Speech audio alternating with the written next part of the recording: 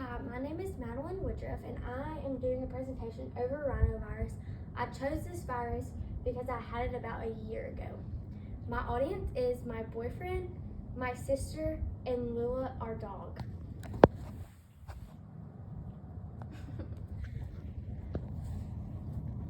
Okay, a description over rhinovirus.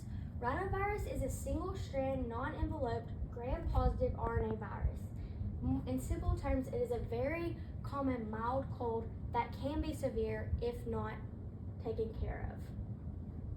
This virus is a part of the Picornaviridae family, discovered in 1956 by Dr. Winston Price. It is an airborne virus. You can also get it by touching contaminated surfaces by saliva, like kissing or drinking after someone, and skin-to-skin contact, like shaking hands, hugging, stuff like that. Many different respiratory viruses can cause rhinovirus. Components and structures. Gram-positive, like I mentioned earlier, it's composed of capsid that contains 4 viral proteins, VP1, VP2, VP3, and VP4. The shape of this disease is kind of like a pentagon with the RNA strand featuring like a clover leaf-like shape at one end. This is kind of like the overview of the rhinovirus. It's kind of like a pentagon shape. This virus is around 30 nanometers in diameter, which is one of the smallest viruses. Just in comparison, a single human hair is about 50,000 to 100,000 nanometers wide. So rhinovirus is very small if you think about it. The entry site of rhinovirus is through the upper respiratory tract, droplets that are released when an infected person coughs or sneezes.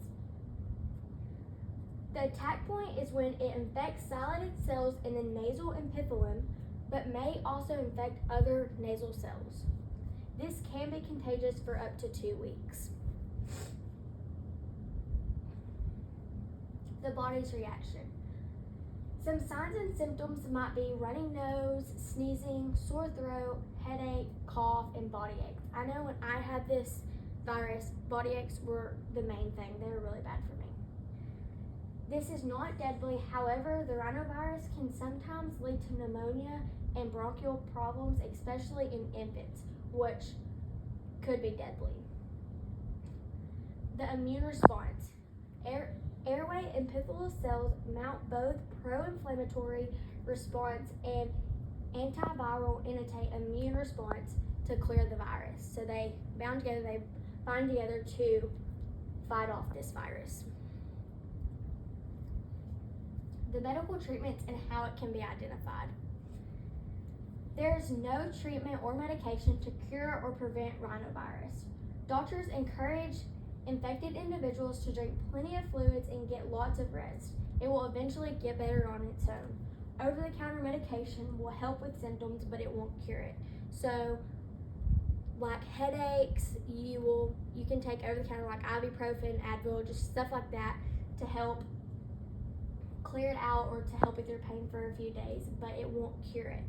It says to drink plenty of water, and you might think that's nothing, but I remember when I had it, with me being dehydrated and not drinking enough water, I was in the ER. So it's very important to drink water or you'll get dehydrated and it could be severe.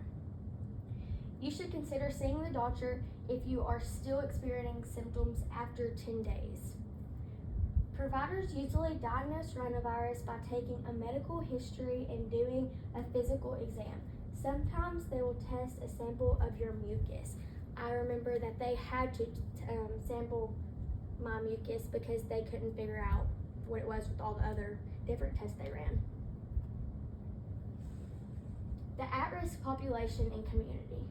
People at risk of this virus are babies, children, and teenagers. Adults can get this virus, but it's very rare. It's not common at all. The community can help prevent this by isolating themselves when one's infected. It kind of brings back in mind the COVID-19 protocols. like you have to be 6 feet apart, you have to quarantine yourself when infected. So this kind of all goes with the rhinovirus as well. When you're infected, you don't want to be out in the community, you want to isolate yourself, as well as being 6 feet apart, because this is airborne and you can get it by touching surfaces of other people, so you don't need to be in close contact with them. How we can prevent it is wash our hands often, avoid touching your eyes, mouth, nose with dirty hands, limit close contact with others, and frequently clean and use disinfectant supplies. The next slide is characteristics and facts about rhinovirus. Rhinovirus survives for 3 hours outside of the human body and can live up to 48 hours on touchable surfaces like doorknobs, tables, light switches, and more. When you are infected and you're around the house touching your everyday uses like doorknobs, even your phone, things like that, you need to make sure and go behind and use that disinfectant spray or wipes, whatever it might be, to clean those surfaces, because that is another way that you can transmit the disease to someone else. Rhinovirus is responsible for up to 80% of the common colds. Rhinovirus infections occur year-round. It's mainly the peak of infection is around autumn, fall, and sometimes spring. The term rhino in this disease means nose in Greek, and the nose is one of the most main entryways that rhinovirus can enter the human body. Like it says right here, it is one of the main entryways, but also the mouth is just as equal to the nose as an entryway. Temperatures above 109 degrees Fahrenheit kills this disease. This is the only fact that I found that actually can kill the disease, which no human is going to be 109 degrees Fahrenheit. So, anyways, thank you for listening.